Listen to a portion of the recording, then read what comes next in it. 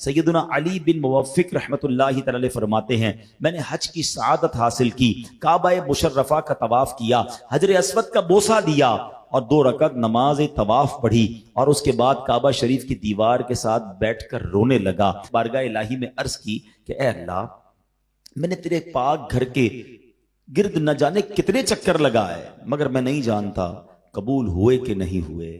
پھر مجھ پر غنودگی طاری ہو گئی اور مجھے ایک غیبی آواز سنائی دی، اے علی بن موفق، ہم نے تیری بات سن لی ہے، کیا تو اپنے گھر میں صرف اسی کو نہیں بلاتا جس سے تو محبت کرتا ہے؟